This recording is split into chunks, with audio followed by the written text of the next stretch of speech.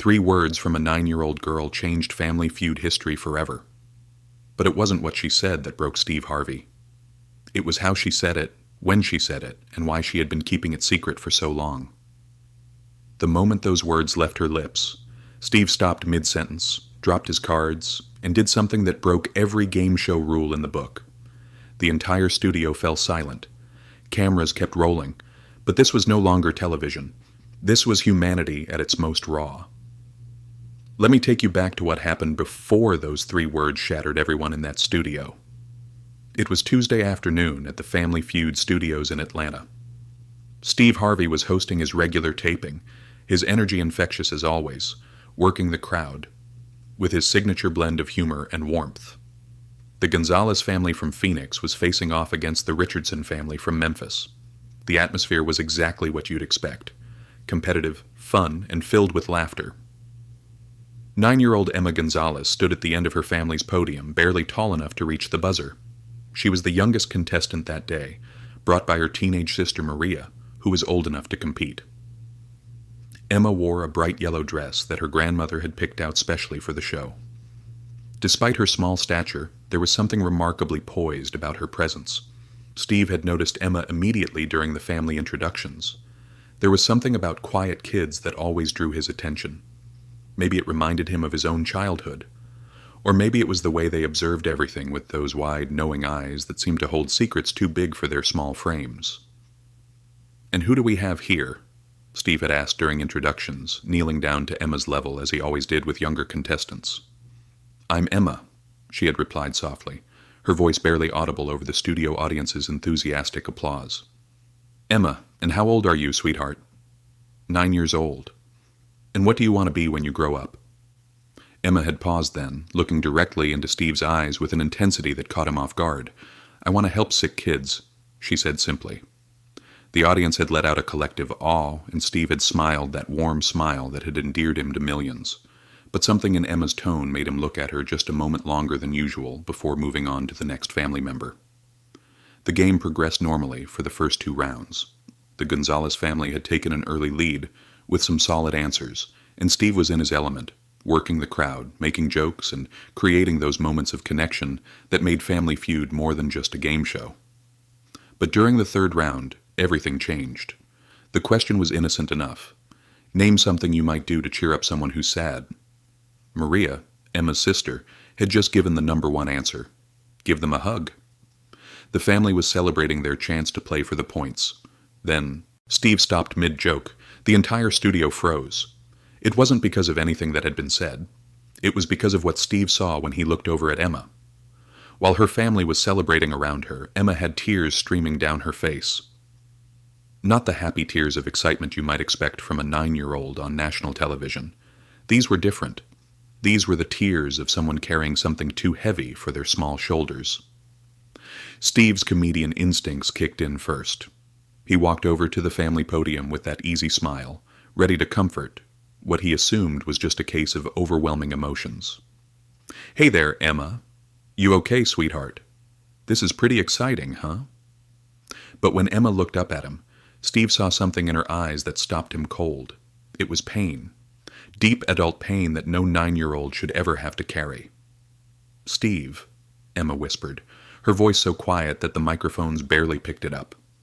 "Can I tell you something?" The studio audience was still buzzing with energy from the previous answer, unaware of the intimate moment unfolding on stage. Steve glanced at the producers in the booth, then back at Emma. Every instinct told him to keep the show moving, to handle this during the commercial break, to maintain the energy and pace that made good television. Instead, he made a choice that would define not just that episode, but his entire legacy as a host. Steve Harvey dropped his cards right there on the studio floor. "Stop the music," he called out to the production booth, his voice carrying across the studio with an authority that silenced everyone immediately. "Stop everything." The theme music cut out. The audience fell silent. Even the camera operators seemed to sense that something unprecedented was happening. Steve walked over to Emma and without hesitation lifted her gently from her position at the podium and set her down in the middle of the stage. He knelt down in front of her, his full attention focused on this 9-year-old girl, who clearly had something important to say. Emma, he said softly, his voice now stripped of all performance, all entertainment value. This was just Steve Harvey, the man, talking to a child who needed to be heard. What do you want to tell me? The studio was so quiet you could hear the air conditioning humming. 200 audience members held their breath. The Richardson family, their competitors, watched with growing concern and curiosity. Even the producers in the booth had stopped barking directions into their headsets. Emma wiped her eyes with the back of her small hand and looked up at Steve. When she spoke, her voice was clear and strong in a way that surprised everyone who heard it. I'm dying, Steve. 3 words. 3 simple words that hit the studio like a physical force. The audience gasped audibly. Several people in the front row brought their hands to their mouths. Steve Harvey, the man who had built a career on quick wit and perfect timing, was completely speechless. Emma continued, her voice gaining strength as she spoke. I have leukemia. The doctor said I probably won't see my 10th birthday. My family doesn't know I know, but I heard them talking to the doctors when they thought I was sleeping. The silence in the studio was deafening. Steve Harvey, who had hosted thousands of hours of television, who had faced every possible situation a game show could throw at him, found himself in completely uncharted territory. But what happened next is why Steve Harvey isn't just a game show host. He's a human being who understands that some moments transcend television. Steve reached into his jacket pocket and pulled out his pocket square, a simple piece of white fabric that he always kept perfectly folded. Without saying a word, he gently wiped the tears from Emma's face. Emma, he said, his own voice now thick with emotion. How long have you been keeping this secret? Since we got picked for the show, she whispered. I didn't want to ruin it for my family. This was supposed to be fun for them.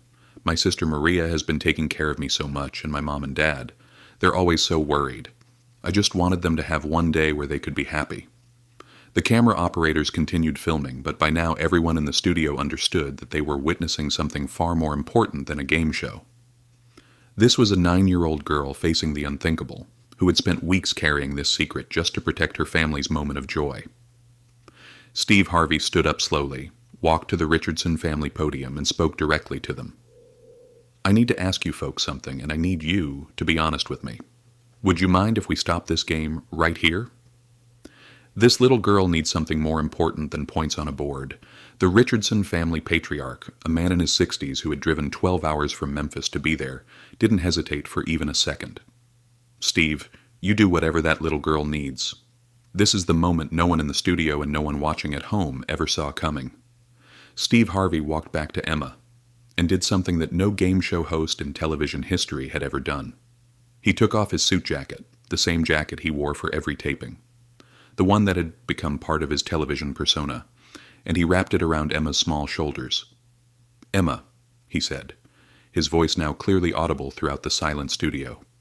I want you to keep this, and I want you to know something. You are not dying, sweetheart. You are living. You are living more in these 9 years than most people live in 90. Do you know how I know that? Emma shook her head, now completely wrapped in Steve's oversized jacket, looking even smaller but somehow stronger.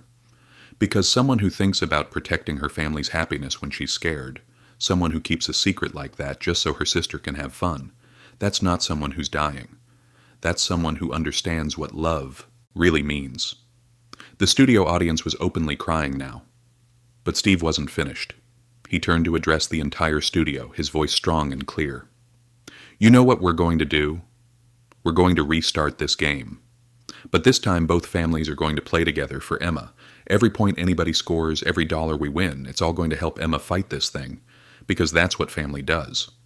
The Richardson family immediately left their podium and walked across the stage to join the Gonzalez family.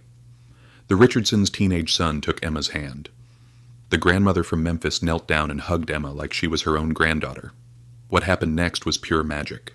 Both families played together, calling out answers, celebrating every point as one team. Steve abandoned the traditional rules entirely. He made up new questions on the spot, questions designed to make Emma laugh. When she giggled at his silly faces, the entire studio erupted in applause. By the end of that impossible episode, Emma had answered 3 questions herself. Her answers weren't on the board. They were better than the board. When Steve asked, "Name something that makes you brave," Emma had answered, telling the truth. When he asked, "Name something that never runs out," she had said, "Love." But the moment that defined everything came at the very end. Steve knelt down next to Emma one more time, and he whispered something in her ear that the microphones didn't pick up. Whatever he said made Emma smile. Not the polite smile of a sick child, but the radiant, genuine smile of a 9-year-old girl who had just been reminded that she was exactly where she belonged. Later, the producers would reveal that Steve had given Emma his personal phone number and told her that she could call him any time, day or night, whenever she felt scared or sad or just wanted to talk to someone who understood what it meant to be brave. The episode aired 3 months later, and it became the highest-rated Family Feud episode in the show's history. But more importantly, it raised over $2 million for children's cancer research. Emma Gonzalez fought her leukemia for 2 more years. She underwent experimental treatments that were partially funded by the donations that poured in after her episode aired. She celebrated her 10th birthday, then her 11th, then her 12th. On her 12th birthday, she got a special delivery. It was a new suit jacket from Steve Harvey, perfectly tailored to fit her 12-year-old frame. The note inside read, "From one brave person to another. Keep fighting. Keep loving. Keep living. Uncle Steve." Today, Emma is 15 years old and cancer-free. She still has Steve's original jacket, now framed in her bedroom. And every year on the anniversary of that episode, Steve Harvey receives the same text message. Still living, still loving. Thank you for reminding me what brave looks like. The lesson that 9-year-old Emma taught a television studio, a game show host, and millions of viewers is simple but profound. Sometimes the most courageous thing you can do is tell your truth, even when, especially when, that truth is hard to say and harder to hear. Steve Harvey learned something that day that changed how he approaches every show, every contestant, every moment he spends in front of those cameras. He learned that sometimes the game isn't the point. Sometimes a 9-year-old girl in a yellow dress and an oversized suit jacket can teach you that the most important victories happen when you stop playing by the rules and start playing by the heart.